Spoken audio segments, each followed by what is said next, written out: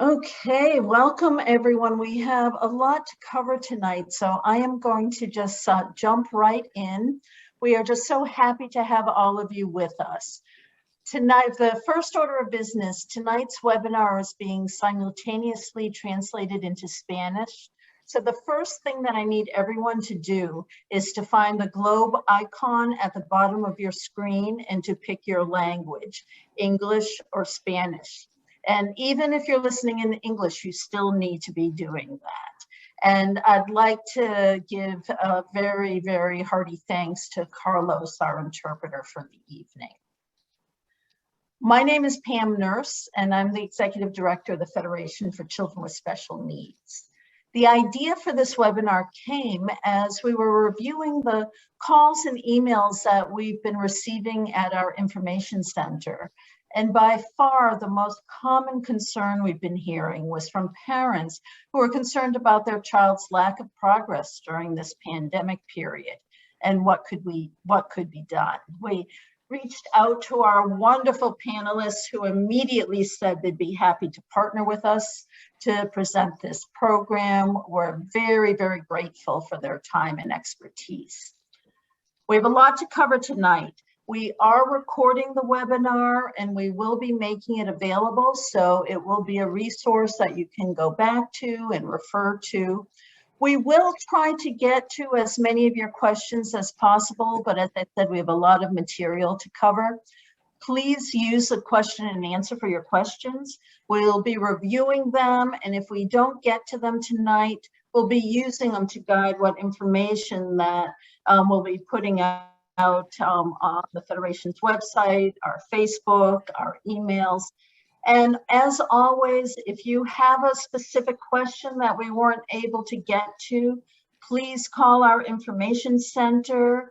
MAC also has an information center. We'll be posting the numbers in the chat.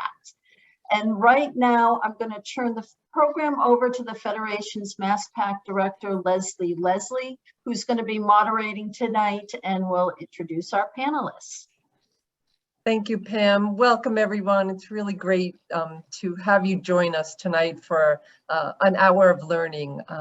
And I'd like to welcome two attorneys who are joining us tonight. Tim Sindelar has a private practice in Newton, and Janine Solomon works for Mass Advocates for Children. And I just want to say how thankful we are that they have been providing us legal insight and guidance all year long for our information center and helping families through this interesting time that we're going through. So because we have a very full program, I'm just going to turn it over to them so they can share their presentation. Thank you for joining us, Tim and Janine. Thank you. Thank you, Leslie. I'm really happy to be here tonight. Always happy to do anything with the Federation. You know, for their first and foremost organization for parents in the state, and you know, have an incredible history of doing the right thing and being there for parents. And I'm really pleased to be here with Janine. Janine and I go back to having worked together at the Disability Law Center. I think at the time I was in middle school and Janine was just beginning first grade or something, but you know, she was pretty precocious. And you know, I'm sure that you'll enjoy this. Janine, do you want to say a few words before we dig into the subject?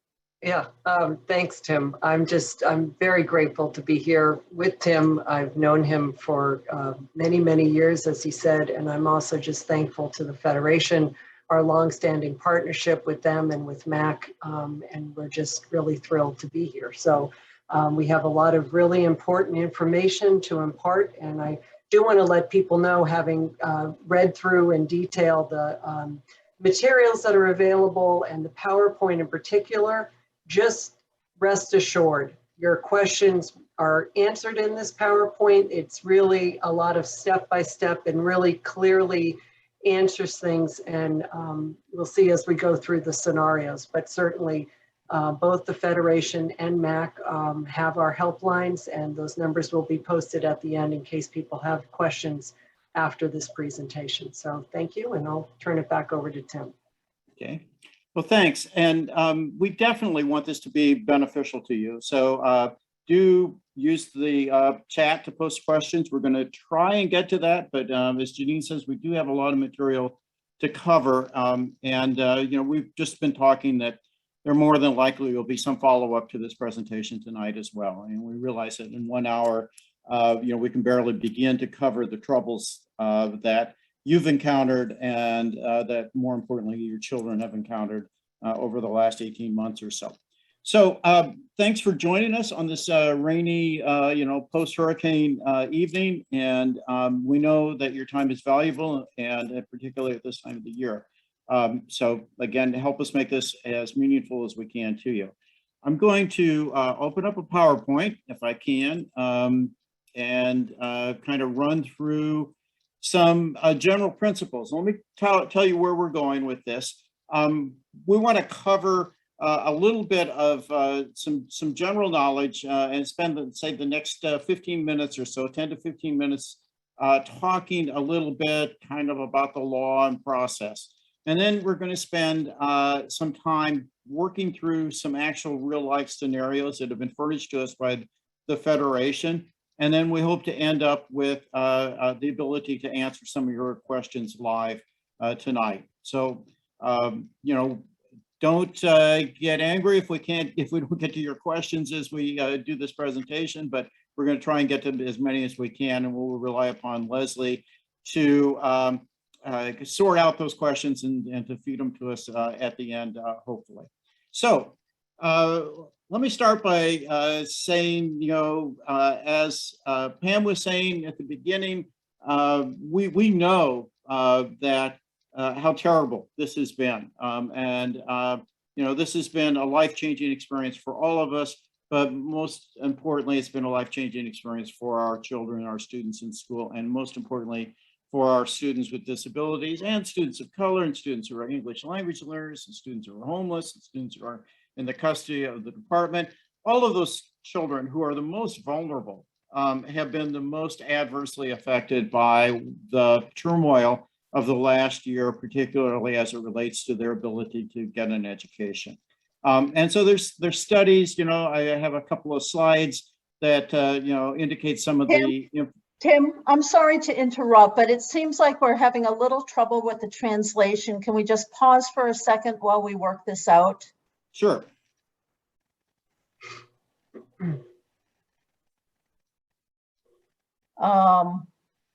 Looks like the languages have switched. So if you want English, you should just select Spanish and vice versa. Okay, Both options are working. They're just working in reverse. Okay, so let's try that and hopefully that will work. Sorry to interrupt you. No problem at all. Glad to. As I was saying, the studies that were done actually early, even last year around this time, started demonstrating that kids were being very adversely affected by being out of school, that in a number of areas there were, reports of children not doing well in grades. This year, we even have more information, obviously. We should have. The Office of Civil Rights of the United States Department of Education put out a really wonderful report just about a month ago, in which they provide a lot of information, detailed facts about the impact of the disruption of schooling. Again, this is a sampling from it in terms of, some practical things that people have seen. You've seen it with your own children, the Federation, MAC have seen it. I've seen it in the families I work with. We know that this has been a rough time and that our kids have all been very seriously impacted. And so the question is, what do we do? How can we fix it? How do we move forward from this point? And the first place that we can start with is general principles. And first and foremost, we need to come back and emphasize that there's not been a waiver of FAPE, our free appropriate public education, that's guaranteed both by IDEA and state special education law during the course of this pandemic, even though schools were allowed to go to remote or hybrid or various other forms of instruction. Consistently, both the United States Department of Education and the Massachusetts Department of Elementary and Secondary Education has reminded schools that this did not in any way alter their obligation to provide a free and appropriate public education. So we saw that early on, March 17th, the Department of Education, 2020, within days of schools closing in Massachusetts, we had guidance from the federal government that FAPE has to be provided. And then that was picked up by the state and re-echoed. And more recently, we've had a couple of publications, and this is in the materials that will be shared with you. We've got a recent letter from the United States Department of Education Office of Special Education Rehabilitative Services, again, emphasizing that students with disabilities are entitled to a free and appropriate public education regardless of the pandemic. So, even though schools may say, oh, it's so terrible and everything is bad and we don't have staff and, it's just everything's a mess and nobody's doing well, it doesn't make a difference. This is a really remarkable situation that we have where we have clear guidance that says, yep, it's tough, but, you still have to do what's necessary to provide a free and appropriate public education. There's also a very recent letter. In fact, this is a letter that all of you should be receiving if your parents or children on IEPs in the next few weeks. And this is a letter drafted by the state, by Russell Johnston, the Senior Associate Commissioner or the head of special education for the state. And he's asked that the district send this letter out to all parents. It's been translated into many languages, and so it should be accessible to many people. And it starts by saying, again, just the same thing that I said, that school districts must continue to provide special education services as written in the IEP, and that if you didn't receive all of those, then you may be eligible for compensatory services to make up for that. So that's our baseline. We start from the fact that you have a right. And now the question is how to enforce that right. And before I leave the general, things, let me throw a couple other reference points out. And again, these will be in the materials that you're looking at. In addition to this letter that's going out to the families, the State Department of Elementary and Secondary Education has issued a new FAQ for families. There are lots of FAQs, some of them for school districts, some of them are general, some of them for families. But in this one, they have specifically said, what things have not changed because of COVID-19. And the first thing is the obligation to provide FAPE, to receive services, to keep in effect the IEP and evaluation guidelines, the need to hold meetings, the need to complete preschool screenings, the need to accept referrals from early intervention. In general, all of the rights protected by IDEA and special education remain in effect. So what does that all mean? I mean, how do we, we know that you've got this right. So what good is that for us? Well, we have to start talking about kind of taking apart the pieces of that. What does it mean that you have an right to a free and appropriate public education? So I pulled a quote that shows up in almost every decision by the Bureau of Special Education Appeals, shows up in many court decisions. It cites a fairly recent decision by the First Circuit Court of Appeals as to what it means to have FAPE.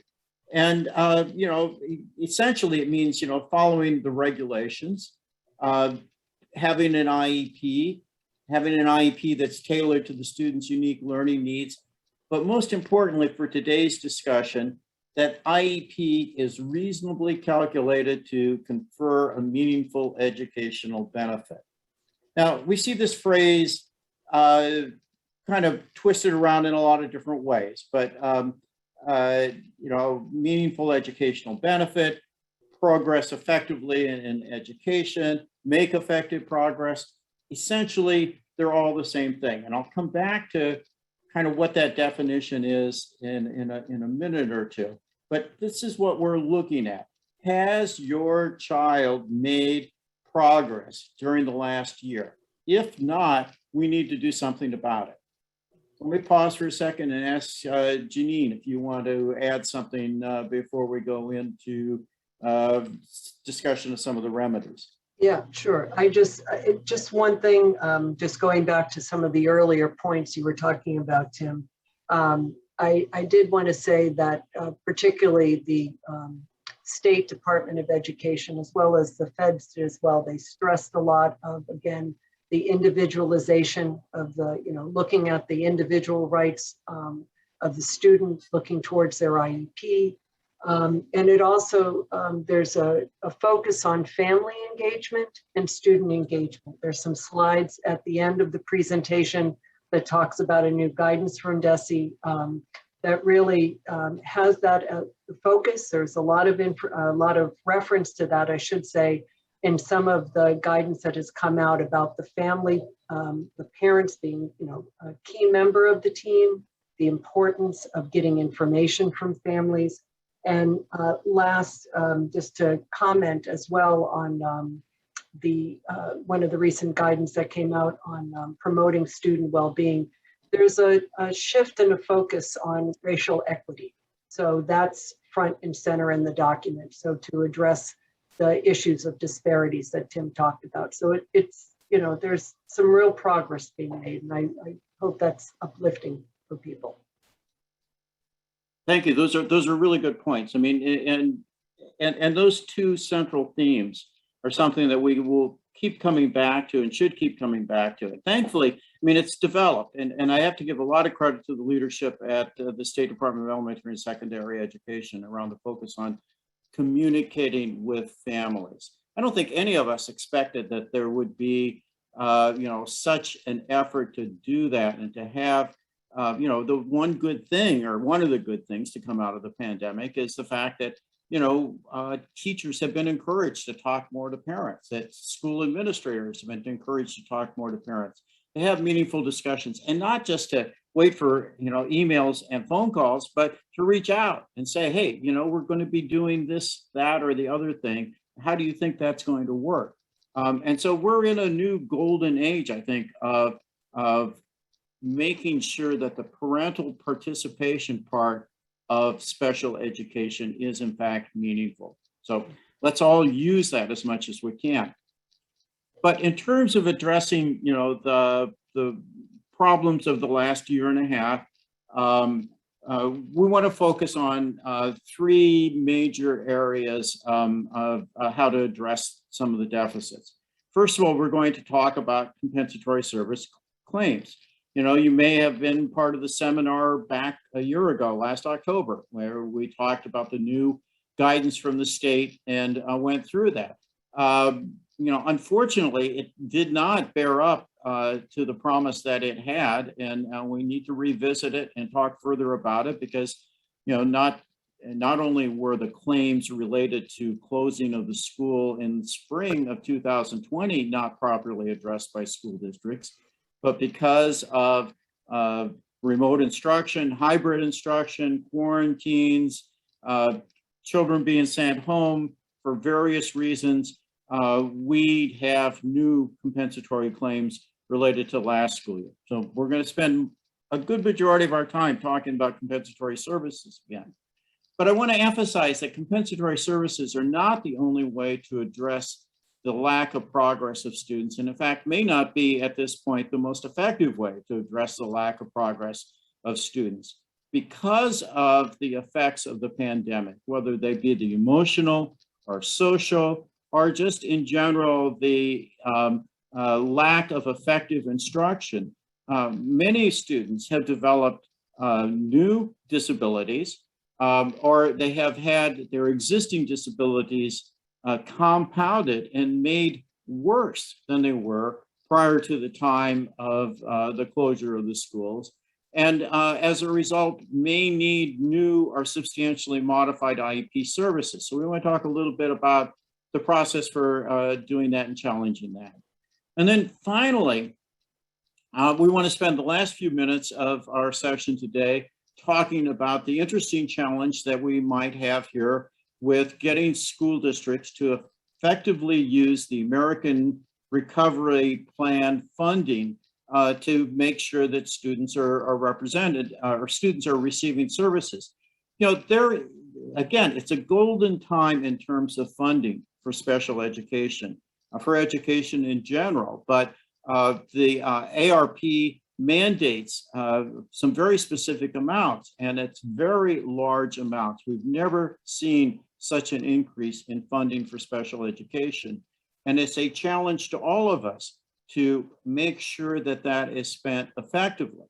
Now, that's a more systemic issue, and it's going to be much harder to make arguments around ARP related to your individual child's needs. But I think all of us need to be very aware of the systemic issues at stake and be a voice in our local school districts about proper use of ARP funding, because unfortunately, like many times when people all of a sudden got money in their pockets, there's some Sharpies out there, some people who want to profit from the pandemic that are winding up at school district and saying, oh, we got this great new product, you know, we got this IEP system, we got that ISS, we got this great online, you know, there are things that are happening, and unless we are diligent about making sure that our school districts are in fact paying attention to the students who are in most need of this assistance, we will miss an opportunity that we'll never have again in our lives.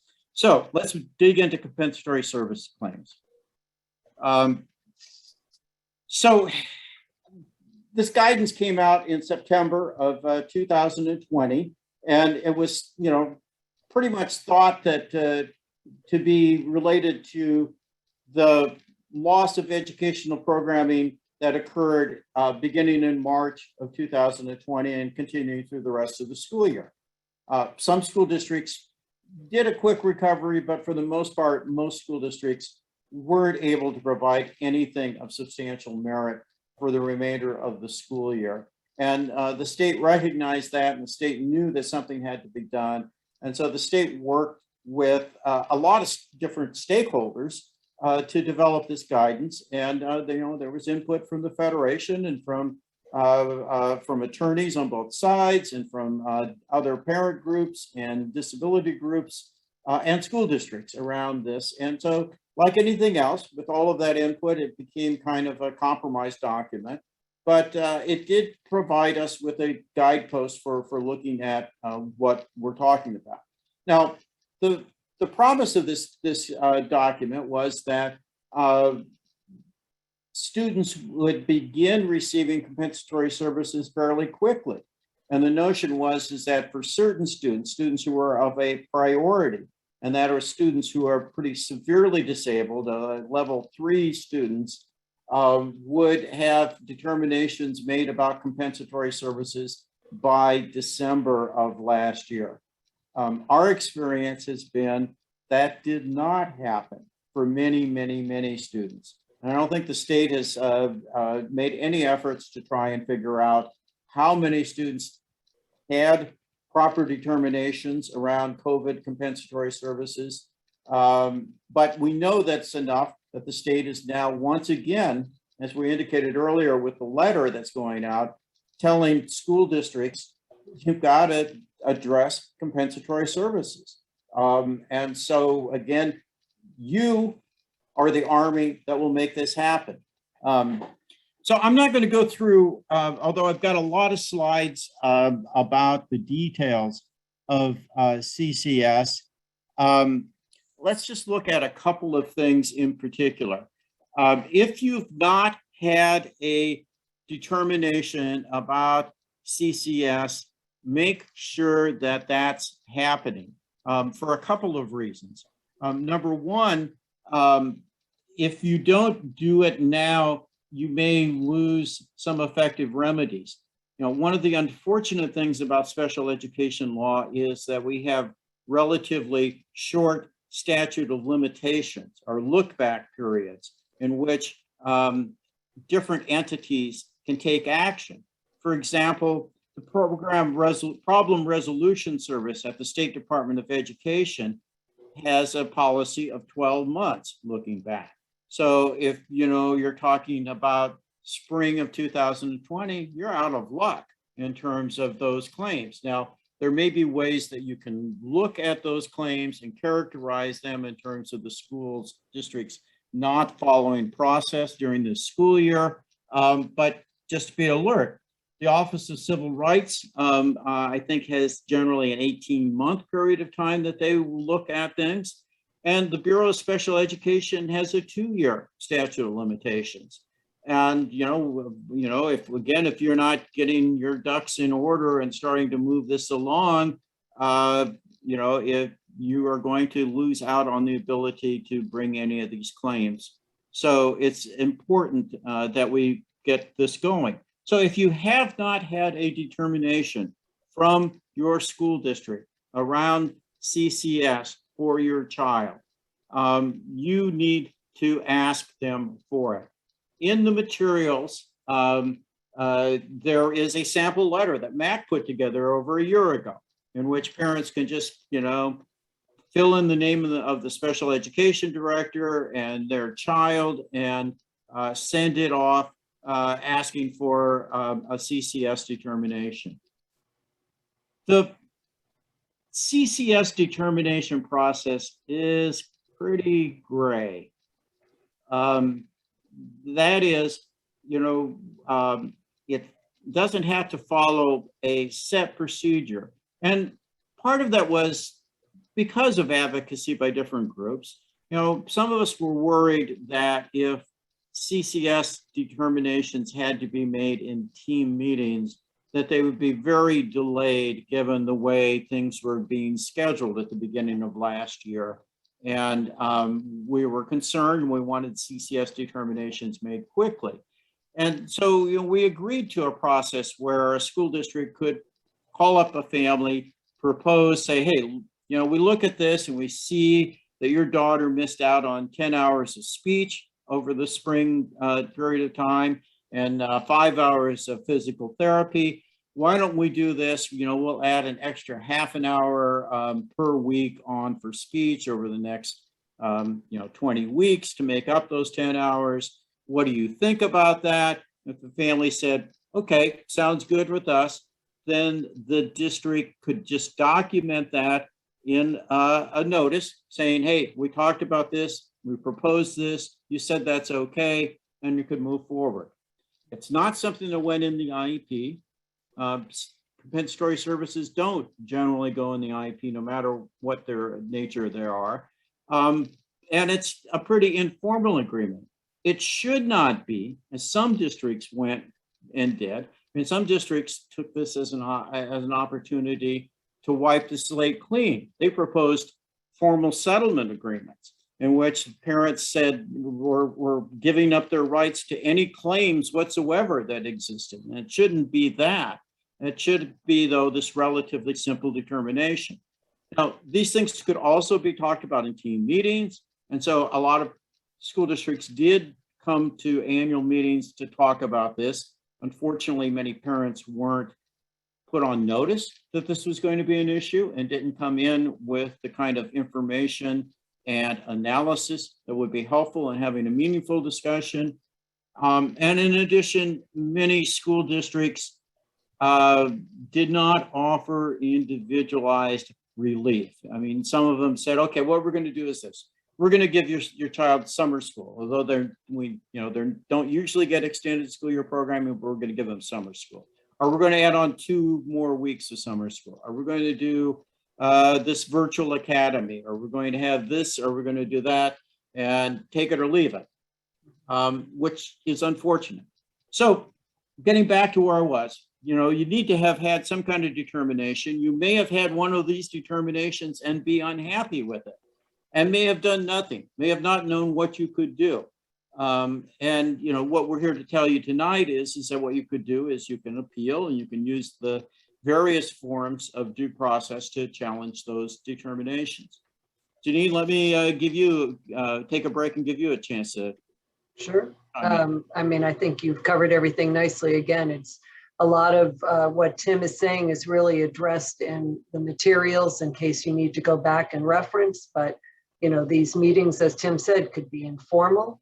They can be formal. They don't have to have all members of the team, but there's a whole process by which either a team member can weigh in with written consideration, can participate virtually, or a parent can excuse them if they're not necessary for this. So it's really a way to be able to have these meetings. And once again, in the guidance from the department, they certainly stress, as Tim said in the beginning, that if these meetings did not happen for whatever reason in the prior school year, they should be happening this school year. Teams should be meeting. So it's now is the time to start to put your school on notice to be able to request these meetings. And as Tim said, and we're going to start to go through some of this, getting yourself ready for what to prepare and how to prepare information that you'd like to bring to the team. Because last piece is what we were seeing in terms of our practice or calls that were coming into Max Helpline is oftentimes meetings were happening, and I think this is going to be addressed in one of the scenarios about that the standard is only regression, and that's not the case. So we're going to talk through that about what parents might want to do to prepare themselves, and once again, that's also stressed in the guidance about how important it is to hear from the families. You all have experienced, and your children experienced things that were outside of the school for many, many months. And it's going to be really critical to bring that information to the school. So I'll turn it back over to you, Tim. Okay, so just to pick up on that, you know, this slide, again, it's nothing but quotes from the guidance. And as Janine says, it makes it very clear. The team is required to address the documented regression or failure to make effective progress. And again, my experience, your experience, I'm sure, has been, for some reason, school districts never read that second clause and put the burden on people to demonstrate regression. But that's in fact not the case. The bigger problem with this, I mean, and so it's relatively easy to you know, be able to go look at the IEP, and you know, hopefully you know how to read the IEP and the service delivery grid. Or if you don't, you can get some help. You can call up the Federation or MAC, and people will go through that with you. But you know, if you do that, make sure you have your IEP, and you know, you can turn to the page that has the services on it. You know, but you can look at that and say, okay, this says, you know, 5 hours a month of physical therapy. And you know, you can look at what's happened over the last school year and how much that's been missed. You may have some ideas, you may not know what's been going on in school. You can ask the school for their logs about services. You know, but so it may be relatively simple to document exactly what hasn't happened. What's more complex is to determine what's the remedy.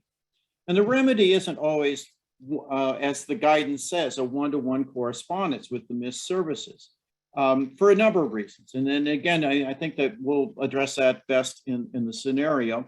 And I see that we're already running much more over our expectation. So let me try and summarize the next few slides very briefly.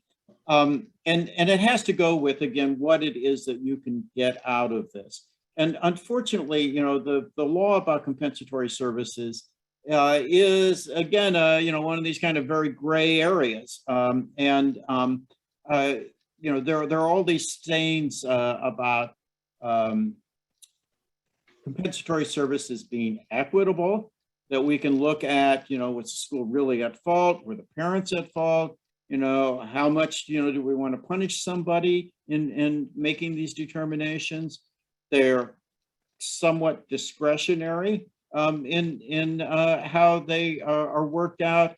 As I said, you know, with this slide, they're not necessarily a one-to-one for what's missed. And you should be prepared to argue about the ultimate effect on the child's progress. And so, you know, we are going to encourage you to do that by a careful review of progress reports, a careful review of the learning plans, a careful review of grades. You know, we don't have MCAS scores to look at right now, but any other pieces of data about how your child is doing in school. Most school districts do some kind of standardized testing other than the MCAS for at least elementary school students. So there are a lot of pieces, but if you really have seen your child flounder, if you see your child not being able to pull out of the depths that they've sunk to during this time of confusion, probably the most important thing you can do is to get an evaluation. You can ask the school district to do an evaluation. You can seek an outside evaluation. I don't have time here today to go through the whole independent evaluation process and everything, but we just want to stress that getting a professional involved and to provide information is really fundamental to getting your child what they need ultimately.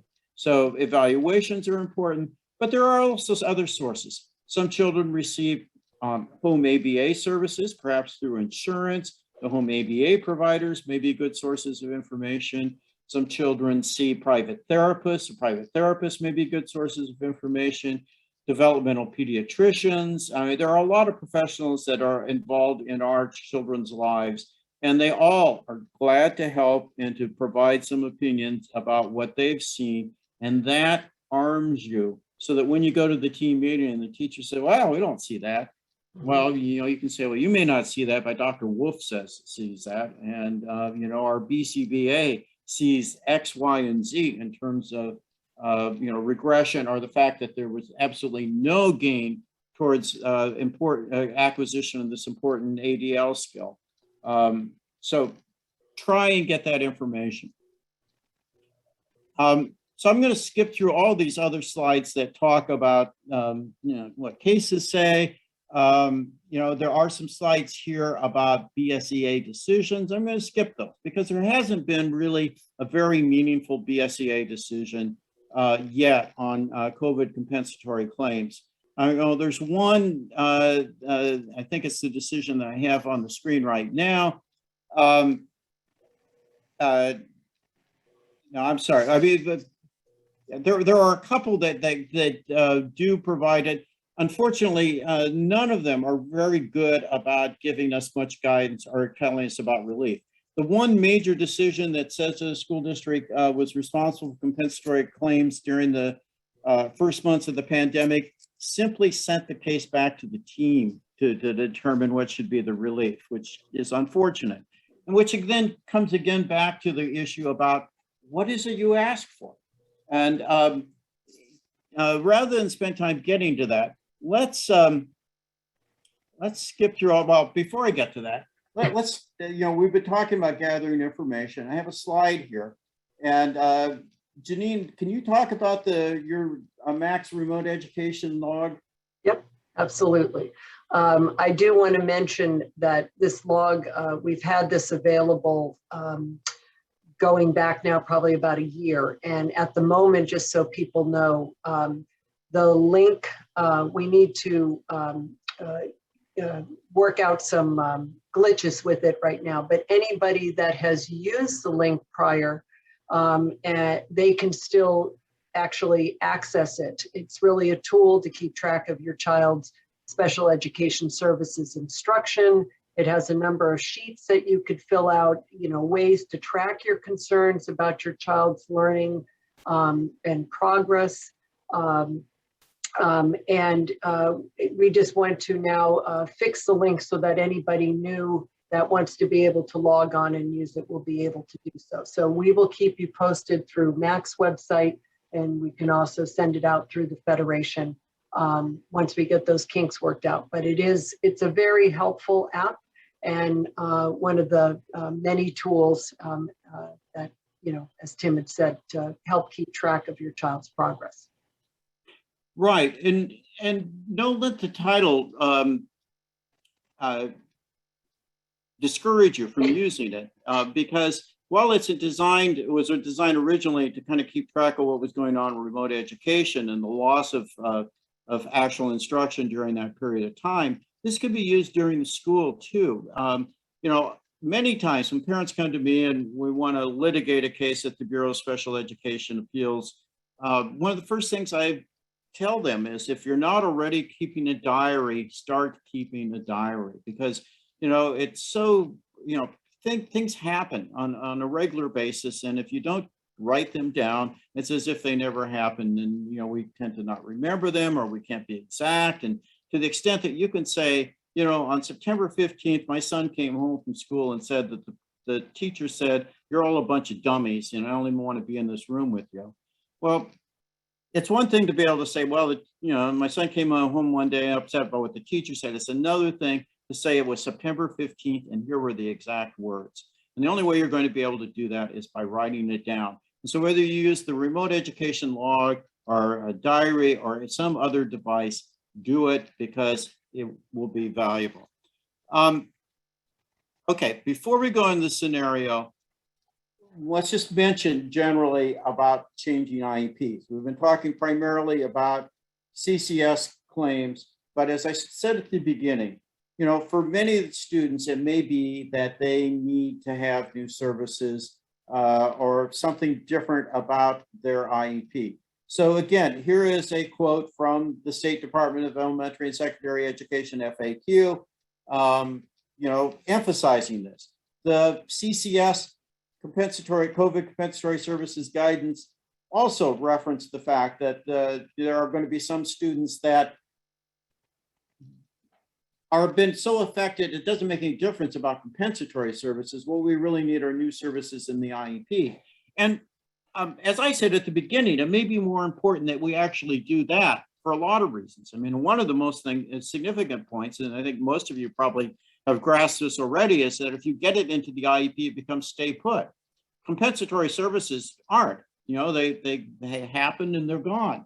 But if you get a new mental health service into the IEP to address your child's depression, it stays there. And, you know, until you want it gone.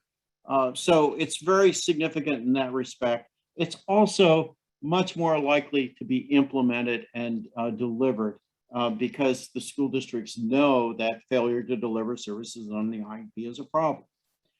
So, you know, getting IEPs changed, much of the same analysis is important as it is with doing a CCS service, and that is being able to show that the child's not doing well, the child's not making effective progress. And so again, gathering data through the app, through learning plans, through progress reports, all of those things are important in doing that. You know, we're fortunate in Massachusetts in that we have a specific regulatory definition of effective progress, or it's actually phrased as progress effectively in the general education program. And it's phrased that way because that relates to the definition of who gets into special education, students who are unable to progress effectively in the general education program. But it's also not just the doorway into special education, it is the hallmark, it's the measuring stick, the ruler that we look at. And you know, so it's important to look at this regulation and understand it. It's still pretty general, but at least we know, you know, it includes things like social and emotional development. We know that it should be looking at chronological and developmental expectations, and we should be looking at the individual educational potential of students, and finally, the curriculum frameworks. So that gives us a lot of measuring sticks to look at. Unfortunately, even despite having those different markers, I have to say that this is somewhat like what Justice Potter Stewart said back in the 60s about obscenity. I know it when I see it. You know, for hearing officers, you know, you may have one in which the facts are such that, you know, the student is 3 grades behind in their reading comprehension instruction, and they've been making, you know, half a year advances each year for the last 3 years. Is that effective progress? And some will say yeah, and some will say no. You know, again, we can't explain why hearing officers make decisions in tonight's discussion. We can spend a whole lot of time going through that at some point. But it is important for you to have data and for you to be able to present it in a comprehensive fashion. Yep. So, can I just say one yes. thing back to that slide, Tim? What's also important, particularly for students of transition age, is the last clause. So the general education program includes the preschools and the academic and non-academic offerings, but very important are the vocational programs and activities. And that will absolutely. that will really is important for transition age students in particular. So I just wanted to point that out. Great, thank you. So let's run through scenarios, and these come, right off the hotline, helpline at the Federation. This first one is pretty general, saying that the parent's being asked to prove that her child did not make progress during the last school year. How's she going to go about doing that? Well, we've talked a little bit about different sources of data, different sources of information. Is it the parent's sole burden to show the child did not make progress? Well, unfortunately, probably yes. The way special education works in Massachusetts is that if you want to have something different than what the school district is proposing, it is going to be your burden generally to show that. So, yep, you're going to have to bear down and come up with that information. Does the school have a responsibility that shows keeping up with the learning expectations and the curriculum frameworks?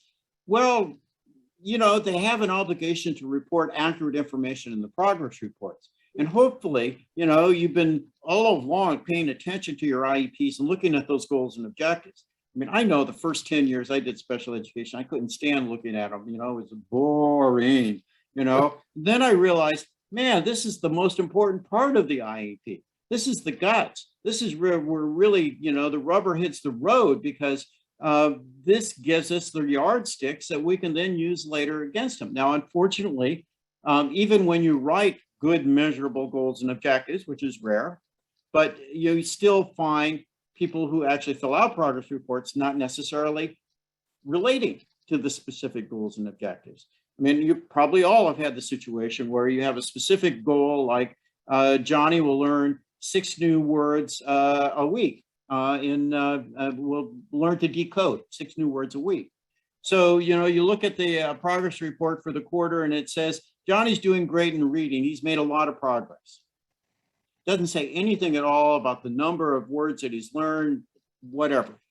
When that happens, unfortunately, all you can do is send the thing back and say, give us the data, give us the, respond to the questions. And, it's a pain. It's a lot of work, but you need to do that. The next question here is the parent still entitled to seek compensatory services? Sure. I mean, obviously you can. The mere fact, if there's been a substantial non-delivery of the IEP service, should help you get there. But you still are going to have to, if there's been, the failure to deliver service altogether, but the student is still working at grade level, you're not going to get compensatory services. You still have to relate it to a denial of FAPE. You still have to relate it to denial of effective services. How should they go about doing that? I think we've tried to answer that, but Janine, maybe you have something more to throw in there. No, I think that, again, so much of this is laid out in slides and specifics about, what the team should be considering. So I think that you covered that quite well. Great, thank you. So going into this next one. So we've got a more specific situation here. A 9-year-old, 2nd grade, diagnosis of auditory processing, cortical visual impairment, global developmental delay. Didn't have staffing at the beginning of summer school. And so services weren't provided. What approach should the parent take for compensatory services at the start of the year? Ask for a meeting, obviously, come to that meeting, be able to show exactly what wasn't happening. Now, I will say, this part about teachers being burned out after what they've been through, so teachers not teaching up to the level. this is difficult things. I think Bob Crabtree told me a long time ago, you can't go after teachers. You can't go after quality of teachers. That's just not a non-winner. It's a non-starter everywhere. Whether it's going to mediation or the Bureau or the court. But if you can show that, again, you had goals and objectives. If the goals objectives weren't met, if you can show through data, through an evaluation, if you can show through outside providers, all of that is the kind of information that you need to come in to talk about appropriate compensatory services. Yeah, and the only other thing just to add, because that's basically what I had in my notes as well, is just the schools having a responsibility. It's addressed in the guidance that's referenced at the end of the slide deck, but to proactively reach out to parents as part of parent engagement, and it references communication plans and working with the families, and so a lot of that I think can go a long way. Along with the gathering of the information that the parents will do in the data. So this next scenario 3, this is probably the hardest and probably goes to me the most significant challenge that we have on compensatory services. And again, maybe a reason why you might want to look at amending an IEP as opposed to pursuing a compensatory service claim. But if you already have someone with a very, very extensive program, maybe a public day school program or substantially separate program, they're in special education for most of the day. Where do you find time? And you could say, well, they can provide services before the beginning of the day or before the end of the day, but for a lot of students, they're fatigued, they're not able to do that. There are cases that say, maybe weekends, but really comes down to being able to come in with a creative notion. Maybe it's not services. I mean, when I started doing this work, to me, compensatory services were the way to get my kids computers. I was trading compensatory services all the time for computers, and school districts loved it because I got the computers cheap and they came out of some other budget, and it was an easy way to resolve cases. And these days that's probably not so attractive, but you might look at other things that might be valuable to your child. Summer camp programs or our specialized summer programs, the type of programs that A&E offers, or MGH, or programs of that nature. I know many parents were able to get things like that last summer because school districts were willing to. School districts, had some specific money to spend for summer programming, and I believe that under AARP that's going to carry forward. So you might look at being creative in terms of summer. But the final point here is it doesn't have to be done now. I know a lot of school districts seem to think that, you have to do compensatory within a year. I don't know where they ever came up with that idea, but, some of them, I've heard that over and over again. There's absolutely nothing about that. And in fact, we have cases where, we've got 10-year-olds that miss a lot of education for some reason or another, and we tack it on post-22. You can always do that. You can always carry it forward and save it. It's a savings account, as long as it's documented, and that's the plan, that at some point, we will address these services. Janine, you probably have some good ideas. Yeah, no, you've already said that. And plus, I was thinking ahead to the next scenario. It's the same thing about paying it forward. It makes a lot of sense. And I do remember that one of the cases I worked on with you where we got the student a computer. So it can be, tangible items. So there's a lot of flexibility and creativity that can go on in terms of compensatory services. So this is our final scenario. Again, this is a very detailed one.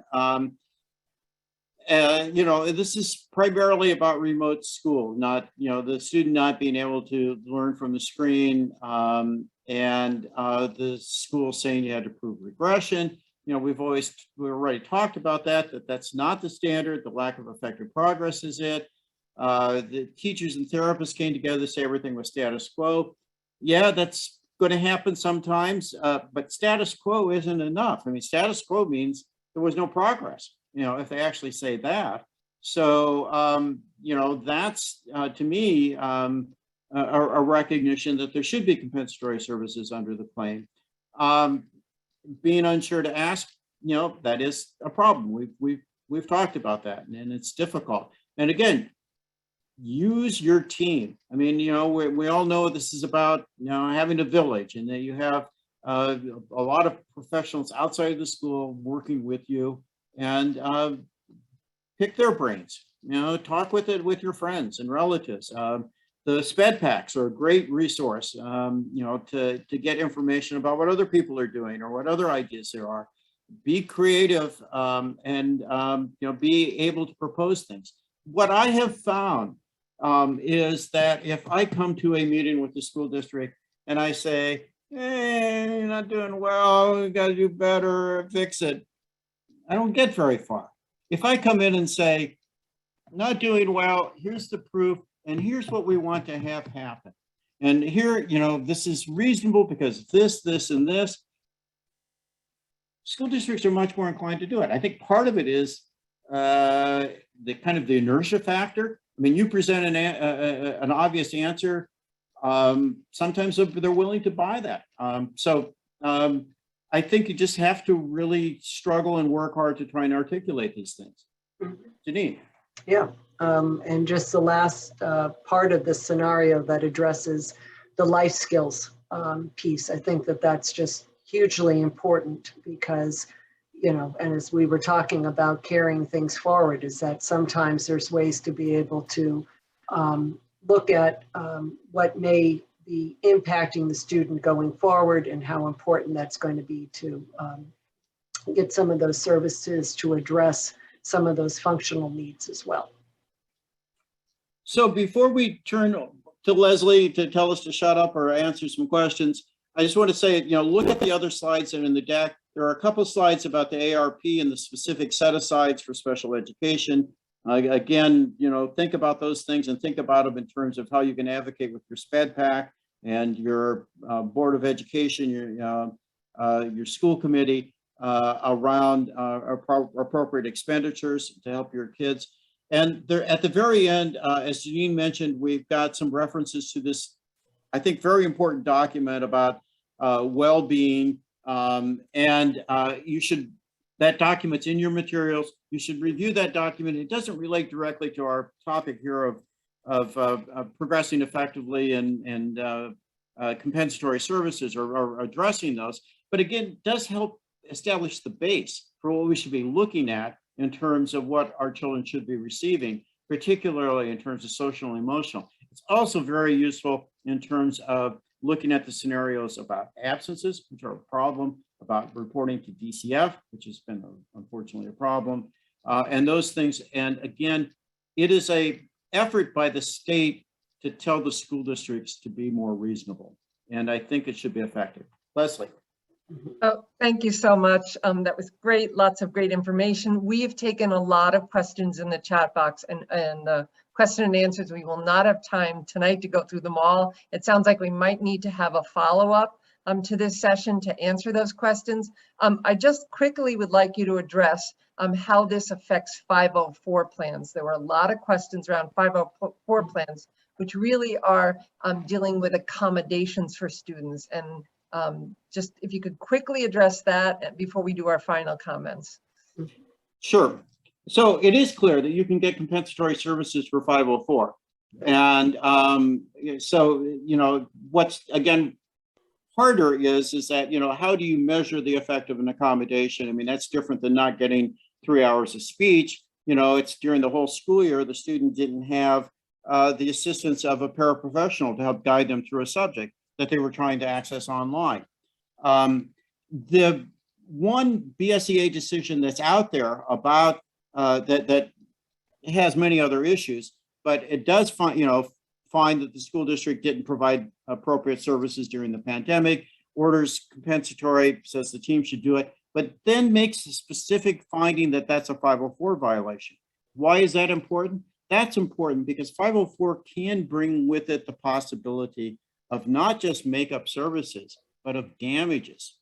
And so it may become very important and very relevant. So everything that we've said really about compensatory services, for the most part, would apply, in fact, to just pure 504 plans. And also, though, I mean, the students that have been denied compensatory services under IDEA and state special education law have also had a 504 violation.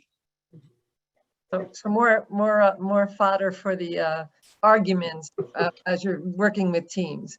So I just wanted to let everyone know that is attending today that we will have send out a link to all of the materials. We had put it in the chat box. Some people could access or not. So all of the material, the link to the Google Drive with all the materials will be sent to everyone. So you will have access to all of the slide decks and all of the cases that Tim has referred to in all of the materials. So thank you so much. Pam, I think you have some closing words. Just a few things. Thank you so much, Tim and Janine. I could sit here and listen to you both for hours, but we did promise people just 1 hour tonight. And I know we just scratched the surface. And we did talk at the very beginning. If we didn't get through as much, maybe we needed to have a follow-up. So we'll be talking to both of you about that. So everyone stay tuned. As Leslie said, we'll be sending out a link to all the information. Tim and Janine have an incredible array of information for folks. I want to let you know about a couple of other things that are coming up. We have another webinar that is scheduled on September 22nd from 1 to 2 with Liz Hirsch from MAC. The title of it is Back to School, Mental Health and Behavior Needs. Going to be really interesting. I hope you all sign up for that.